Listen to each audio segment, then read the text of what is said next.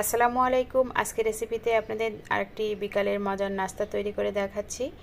ডিম, আলু আর ময়দা দিয়ে খুবই মজাদার মুখরোচক এই নাস্তাটি আপনারা ঝটপট করে বানিয়ে নিতে পারেন। বিকালের নাস্তা বা টিফিনের জন্য আপনারা বানিয়ে নিতে পারেন।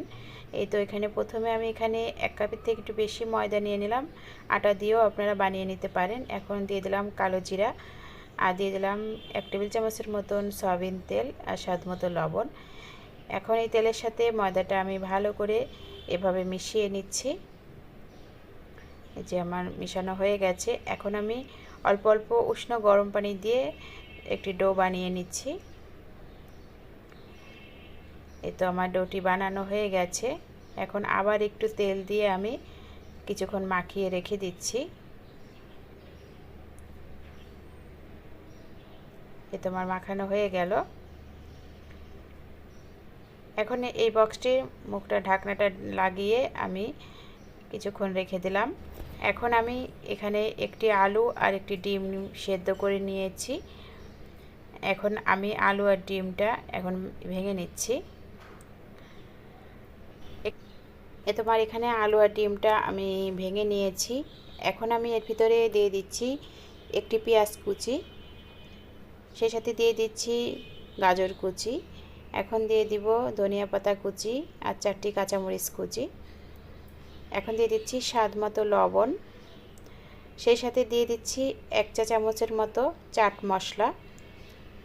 এখানে আপনারা ম্যাজিক মশলাটাও দিতে পারেন। এখন আমি হাত দিয়ে ভালো করে মেখে নিচ্ছি। এই তো আমি এখন এর ভিতরে দিয়ে দিব 1 টেবিল চামচের মতন আচারের তেল।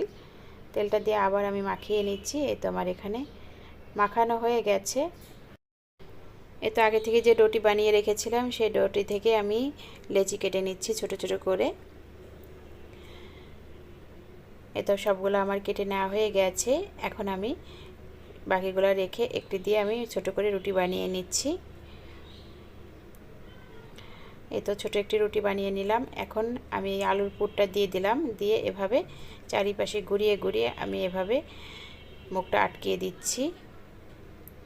দিয়ে এভাবে একটা প্যাচ দিয়ে আমি এভাবে হাত দিয়ে একটু চাপ দিয়ে দিচ্ছি। এতে একটি নাস্তা তৈরি করে নেওয়া হয়ে গেল। এভাবে আপনি সবগুলো নাস্তা বানিয়ে নেবেন। আমি আপনাদের আরেকটি বানিয়ে দেখাচ্ছি। খুবই সহজ বানানো আর খেতেও খুবই মজার, বাচ্চারা খুবই পছন্দ করে। বাচ্চাদের টিফিনেও আপনারা এভাবে বানিয়ে দিতে পারেন।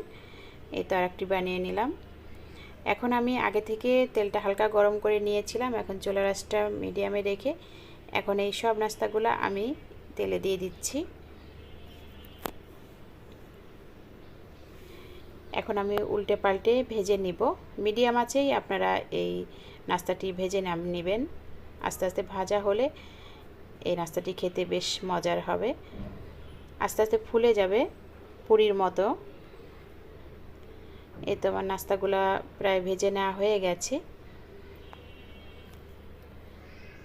আমার এখানে নাস্তাগুলো ভেজে নেওয়া হয়ে গেছে। এখন আমি সবগুলো তুলে নিচ্ছি।